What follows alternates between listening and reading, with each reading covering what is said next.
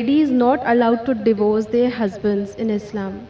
Sister asked the question that why aren't the ladies allowed to divorce their husband? As far as divorce is concerned, sister, broadly, you can categorize divorce into 5 categories. One is by mutual consent of the husband and wife both. First category. Second category, unilaterally by the will of the husband. Third category, that if it is mentioned in the Nikah Nama, when a woman is marrying a man, if she mentions the contract, by default, the authority is given to the man in the Quran. Why? I'll come to it later on. But in the Nikah Nama, since marriage is a marital contract, a woman can put down any clause in marriage which is not prohibited in the Quran. She can even say that I do not want my husband to take a second wife, because marrying more than one wife is not compulsory in Islam. If the boy agrees, he marries, otherwise they don't marry. She finds a new boy and he finds a new girl. But she can put the clause that I do not want you to take a second wife as long as I am alive. But you cannot put a clause which is against the Quran. You can't put a clause saying I don't want you to offer prayer, because offering salah is compulsory. You can put a clause which is optional. Similarly, she can put a clause that I too want to give unilateral divorce. It's called as talaq-e-tawfeed or isma. Third category.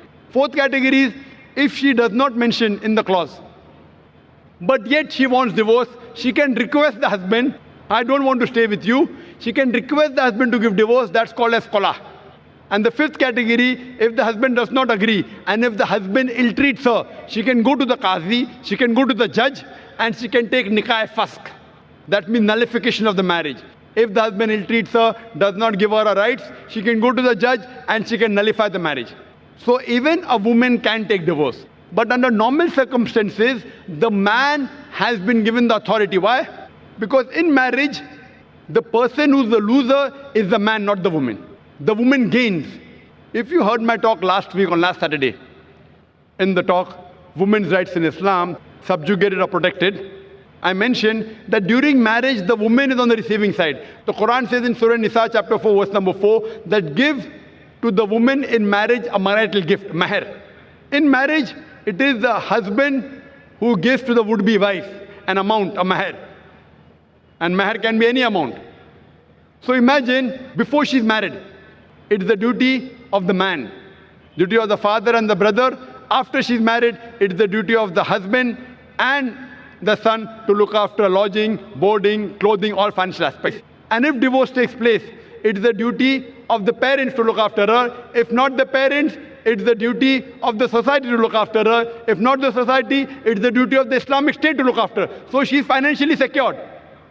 If divorce takes place, the man gives the divorce, he loses the mahr.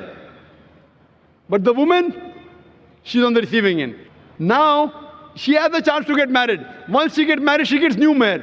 And the man, when he has to marry another woman, he has to give new mahr. If the full authority is given to the woman keeps on marrying and divorcing, then she will keep on gaining money. Who's the loser? It's the man. So Almighty God even protects the man's status. Otherwise, I have to give a talk on man's rights in Islam. Because if a divorce takes place, man is more of a loser than a woman, financially and otherwise. Woman gets protection from the family, from the society, from the state. Man doesn't. So because of that, Allah Almighty God has secured the man. But yet if the woman wants, she can mention in the marital contract, she too can give divorce. Or she can request divorce from the husband called as khula. Or if the husband ill-treats, she can go to a judge and she can nullify the marriage, which is called as nikah-e-fask. Hope that answers the question.